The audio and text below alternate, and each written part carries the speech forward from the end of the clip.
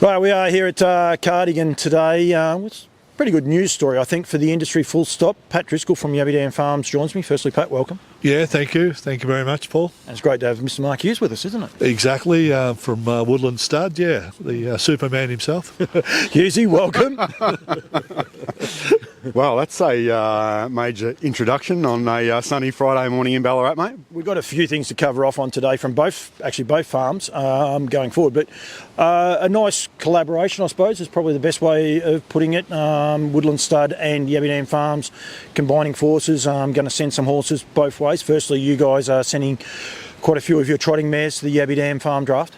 Yeah, look, we've sat down and navigated so far that we'll be breeding to L Titan and Classic Connection. There might be a few more to come there as well, but in terms of opportunity to breed to these world-class stallions and to put them into the New Zealand market with our trotting mares, we thought it was a fairly solid idea to go forward with Pat. Exciting too, both those horses doing great things. EL Titan in North America, and Pat will touch on those in a sec. And Classic Connection, I can't keep banging on about it enough. 100% producer here. 4 high quality horses have hit the ground already, and it's exciting to be able to get those and offer them up, as Woodlands do with all their yearlings and weanlings. They'll be offered up to the public in 3 to 4 years' time. Yeah, look, it's a really exciting opportunity. Classic Connections hit the ground running in Australia, mate. The numbers don't lie, as we say in the business, and L Titan throughout New York in the size stake up there has been quite phenomenal so far. So look, Love You, Muscle Hill, son of each of theirs, and they are the 2 most dominant stallions in trotting wise in the world. Pat, we'll stay with both those horses. Exactly what Hughesy just said then. The Love You, we saw it at Nutrien last weekend. The domination that he's starting to have, if you like, in the breeding part. If he's not by a son of Love You or a son of Love You sons, if that makes any sense. There's maternally, it's in there as well. The Love You cross, he's really just been outstanding. Yeah, he's been outstanding throughout the world for a long time. So if he's not doing it, one of his sons are, or one of his daughters are, because they're phenomenal in the breeding barn, the daughters as well. We'll touch just quickly on that, and you say about the daughters, Tracy the Jet, we saw her. I came and did a random interview with you about another thing, and we brought up just a little bit of her, but did she exceed your expectations, Tracy the Jet, the other night at Nutrien? Yeah, she's a very nice horse. So I don't know whether she's up to the calibre of, say, a Keyang Sahara at this point in time, but she's a very special horse. She looks to have the scope to improve because she's still big and raw, isn't she? Yeah, she's a 3-year-old, and generally, when they're like that, they generally get better and better, provided there's no injury. EL Titan, we said there about what he's doing in North America. We've got Titan's Mischief that's doing a great job. Had a filly the other day that was very dominant as well. It's exciting for you guys. You've got him here in the flesh. He's at Golden Valley, but he's here in the flesh in Victoria. Yeah, he's doing an exceptional job, and we just love his young stock as well. So we're really looking forward for when they hit the track. And sometimes you get lucky, and his current crop, even though it's very small, is doing an outstanding job in the US. Yep, and they'll be hitting their yearlings. Well, they're weanlings this year, weren't they? So they'll be yearlings next year. Yeah, so they're yearlings now. Oh, yeah, big up from the first. Yep. Yep. So they'll be able to race the year after. Yeah, correct. In a little odd twist, you're going to be breeding back to Woodlands Stud. A few people will be scratching their heads. You're not sending a trotting mare there. You do actually own a pacing mare, and you're going back to down by the seaside as well.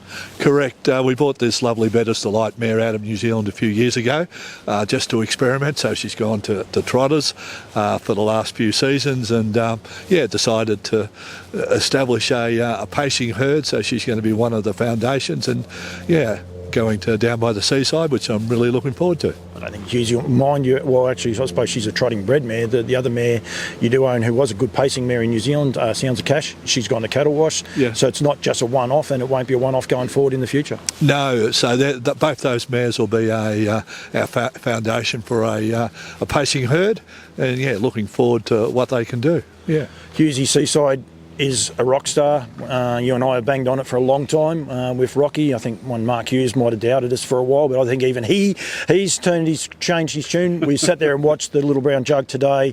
The fillies, I think he had 6-7 fillies in quite a few of those good fillies races over the week. He's just doing it everywhere. Yeah, it might have been Bardo that said, gave me a drive-by on Seaside. Certainly wasn't myself, mate, but all good. No, look, Seaside's had another big week in North America, being Jug Week as well. He's played his part through Ohio, leading 2-year-olds in North America as we go to bed tonight. Phenomenal 40-plus individual 2-year-old winners in Australia and New Zealand this year so far, heading towards the end of September.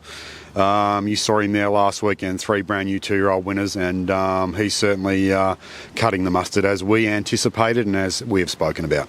From Woodlands' point of view, how important is this as far as 2 of the biggest studs in Australasia, Australia and New Zealand? And we want to break that barrier down. We want it to be Australasian racing, I believe, to make it better for everyone. How important is this to, I suppose, get in bed, if you like, with Yabby Dam Farms and, and work together? Well, look, I think it's critically important because the industry's at a juncture now where we just certainly can't go, we have to cross-pollinate. We have to work with each other in what we do. The North American farms have been very prominent with that. Blue Chipper work with Diamond Creek, work with Sugar Valley, etc. So, we worked with Lower Long for five seasons, and now we're working with Pat in terms of his trotting stallions. It's vitally important, mate. Vitally important for the industry to mean that we all can work together. You saw how we all collaborated and cross-pollinated at the weanling sale with the thoroughbreds in New Zealand this year and the harness horses. So there is no reason why we shouldn't be working together, and the Australians in New Zealand should be heading in that direction. And gets us to a bigger audience, if you like. Yeah, look, certainly does. Everyone, there's always been one of my philosophies, mate, is about sharing the love, mate. And both outfits run a world-class product. So here's a great opportunity for both farms to take advantage of each other's stallions. And Pat, your importance, your belief in the importance of this as well. You're a big footprint, if you like, in Europe as far as an Australian stud goes. So you're going to be working now with Woodlands, so that'll get them a bit more exposure that way as well. So it can only be a good thing. Yeah, I think from a state point of view as well, if we can work more and more, we're part of the betting product, if you like. So the more we can sort of join together with Woodlands and all the major studs and the major states, I think it only argues well for the future. And it's almost essential if we want to continue to grow and prosper. We really have to work together. When I was over in Canada earlier this year, I was up at Tara Hills, and they were saying how they work with some of the studs in Kentucky, etc., etc. We need to take a leaf out of their book and all work together and really promote the industry as one. Effectively improve our product. Correct, yeah, and improve it for the audience, and it's just more exciting and more opportunities for everyone. Another person that you do work with is Way Air, and I think Hughesy Woodlands are helping with the moving of that. You've got 2 stallions standing over there on a streak and all cashed up. There was an early bird special or a bonus with the breeding. I think is that still running? Yeah, that's correct. So it was I think sign up and we get a significant discount. So that's still going, even though it might be towards the end now. I don't think if you're a few days late it'll matter. It's just nice to be working with Daryl and YR, where we've sent probably a dozen trotting mares over there that we're in partnership with, and it's just quite nice to do those sort of things. And Daryl's up and about in relation to the venture, and it gives us sort of something to look forward to as well. And Daryl's actually got a couple of other incentives. So there's going to be an interview on Campbell's Comments very shortly about what he's trying to do over there to increase numbers in the herd population in New Zealand, something both of you guys were discussing as I arrived today, but it's very important. So, Daryl fits this same bill. He's proactive. He's not sitting back just letting everything happen. Yeah, correct. And it's just good to see because, he's been out of the industry for a little while, comes back in with fresh ideas in a great attitude. So, I think that's important, and, we need to embrace it. Just on the new stallion front, you've announced a new stallion just yesterday or the day before, I believe, which is exciting for the farm. Yeah, Winner's Bet. He's the richest and fastest son of Walner. He'll be available frozen, probably towards the end of the month, early October. So we're just really happy to have a stallion like that on our roster, and work with the North American studs. Yep, which is exciting, and never resting on your laurels. That's about the way you go, isn't it? Yeah. Well, sometimes I look at the stallion roster and I go, maybe we've got one too many. But what I love about the trotters in particular is, particularly through frozen, is what opportunities you can provide the stud. The people who want to breed the trotters. So it's one thing I like is the variety, and we've certainly got plenty of that. And as you've said quite regularly, the opportunity to cross over a lot of these, the bloodlines, if you like. We have a unique opportunity here in Australia. Yeah, we really do, in Australia and New Zealand. Yeah, we can, like the Pacers are right up there. There's no question there. The equal of North America from a quality point of view. The trotters have a little way to go, but what I love is that what's available from a sire perspective, we can get there quite quickly. And I think in 5-10 years, we're going to be a very, very good nursery, respected around the world. Which is what we want. Hughesy, we alluded to today, Little Brown Jug's been run and won. Lou Print was just sensational. Odds on, I can't think of the horse's name, ran second. I think he ran fourth as well. We even had the little bloke made the final as well. Lather up. Yep. Thank you. Yep. I was in all sorts there for a minute. But I think the job that Sweet Lou's doing is just amazing. Lou Print's a horse of the future, whether he goes to stud, whether they continue to race him. But very exciting for Woodlands and the brand.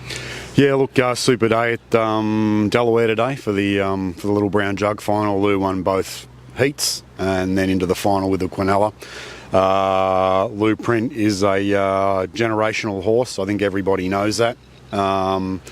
He missed a little bit of work there in the middle of the season. Through major surgery too. Through major surgery, bounced back pretty good. Through Pennsylvania size stake, then into the jug, and he's got some big races at the end of the season. Ronnie has mentioned that he is in the same breath as good as his father, so that's certainly something that would be very hard for Ronnie to say. But phenomenal day for Lou. Lou is now the leading all-age sire in North America, taken over from Bettor's Delight on half the amount of winners that Bettor's has had. So Lou, we've stayed the course on him. Lou's a great story for us and for everybody that's been involved with him from the start. I think he had 4 in the final, which is just an amazing effort, and then lather up out of an 8-horse field. You guys had 5 of them. Yeah, look, Sudsy, his Pinto son there, Extra Suds, beautiful gaited horse. Got the colour through him. He was exciting. He ran 4th in the final and 4th in the semi, and then into the final. But he drew poor.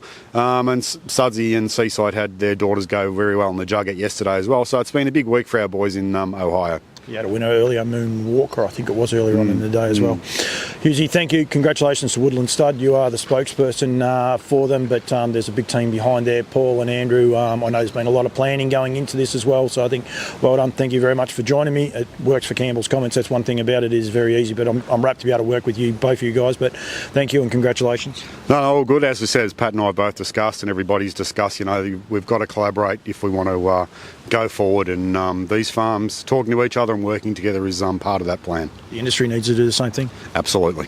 And Pat, thank you very much. No, thanks, Paul, and thank you, Mark. Yep.